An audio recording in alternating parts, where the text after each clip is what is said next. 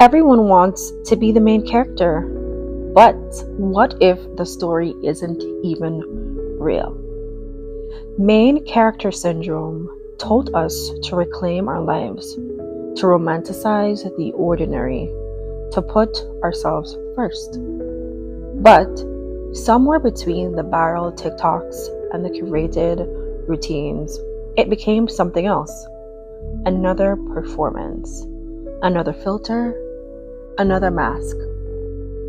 This is Polished Theory, and today we're unpacking the downfall of main character syndrome and what it might be costing us. Let's be clear, it didn't start with bad intentions. Main character energy was supposed to be empowering, a rebellion against invisibility, a reminder that your life matters, even if no one's watching. It encouraged us to slow down, to savor, to turn a walk to the coffee shop in a cinematic moment, to reclaim softness, solitude, even stillness as something worthy. And for a while, it was beautiful. But then, the algorithm did what it always does. It turned the healing into content, introspection into aesthetic, presence into performance. Main character syndrome quickly became less about self-worth and more about self-watching. We started living with the invisible pressure of being seen, even when we're alone. We second-guess how we look while crying. We rehearse conversations as if someone's listening. We edit our days in our heads. What about this moment would look good on camera? How would the soundtrack play? We confuse self-reflection with self-surveillance. And in doing so, we lose the very thing we were trying to find: authenticity. Here's the part no one talks about. Main character syndrome can be lonely. It places you at the center of every scene, but not in a community. It tells you to outgrow people, but not how to connect.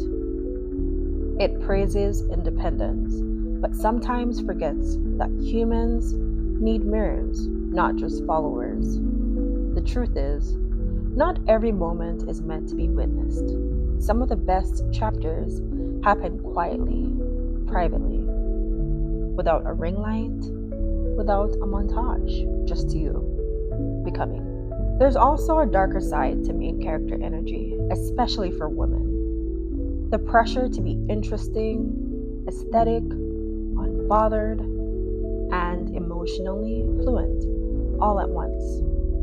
We perform grief like it's content.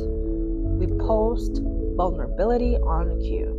We start feeling guilty for not being visually inspirational while healing. Even our pain has to be palatable, pretty, framed correctly. And somewhere is that constant performance. We stop asking, what do I actually feel? What do I actually need? Who am I when no one's watching? You don't need a cinematic arc to matter.